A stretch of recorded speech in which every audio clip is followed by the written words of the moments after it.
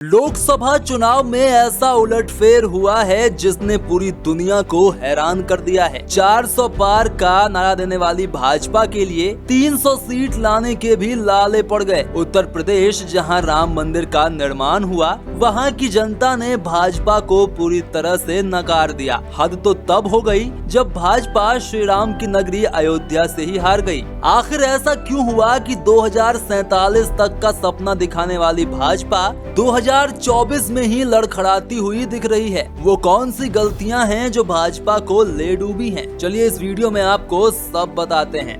Candidate selection. चुनाव के शुरुआत के साथ लग रहा था कि भाजपा ने प्रत्याशियों के चयन में काफी गलतियां की। स्थानीय लोगों के गुस्से को दरकिनार करते हुए ऐसे लोगों को टिकट दिए गए जो मतदाताओं को शायद पसंद नहीं आए। इसलिए बहुत सारे मतदाता जो भाजपा को वोट देते आ रहे थे, उन्होंने घर से निकलना ठीक नहीं समझा। गलत कैंडिडेट सिलेक्शन कार्यकर्ताओं को भी पसंद नहीं आया और उन्होंने मन मुताबिक काम नहीं किया। नतीजा, भाजपा को मिलने वाले मत प्रतिशत में भारी गिरावट दर्ज की गई। 2019 में जहां भाजपा को तकरीबन 50% मत मिले थे, वहीं इस बार महज 42% वोट मिलता हुआ दिख रहा है। यानी कि मत प्रतिशत में लगभग 8% की गिरावट आई है।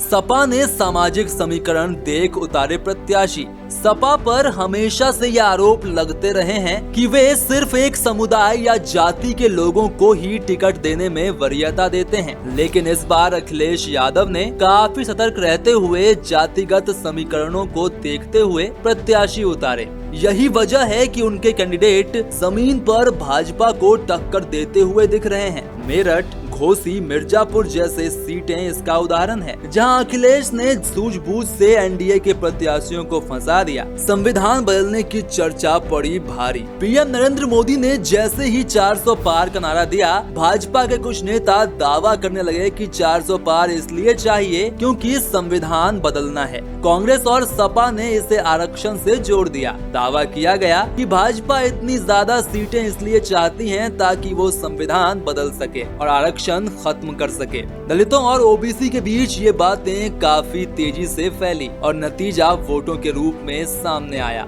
कई जगह दलित सपा कांग्रेस गठबंधन की ओर जाते हुए दिख रहे हैं। नौकरी और पेपर लीक। भाजपा सरकार पर लगातार ये आरोप लग रहे हैं कि वे नौकरी नहीं दे पा रहे हैं, पेपर लीक हो जाता है। इसके लिए कोई पुख्ता इंतजाम नहीं किए जाते। बहुत सारे युवा वर्षों से प्रतियोगी परीक्षाओं की तैयारी कर रहे हैं, लेकिन अब उनकी उम्र निकल रही है, वे परीक्षा नहीं दे पा रहे हैं। युवाओं में ये एक बड़ा मुद्दा था। इसी वजह से जमीन पर भारी संख्या में युवा भाजपा से काफी नाराज दिखे। मतों में भी ये बात झलक कर आ रही है। मायावती के प्रत्याशी ने बिगाड़ा खेल। मायावती ने ऐसे प्रत्याशी उतारे जिन्होंने सपा कांग्रेस गठबंधन के लिए फायदे का काम किया। भाजपा को इससे काफी नुकसान हुआ। इससे दलित वोटों में भी भारी बंटवारा हुआ। खासकर पश्चिमी यूपी में बसपा के कैंडिडेट ने भाजपा को काफी नुकसान पहुंचाया। मेरठ, मुजफ्फरनगर, चंदौली, खीरी और घोसी लोकसभा सीटों पर इसी वजह से मुकाबला रोचक हो गया।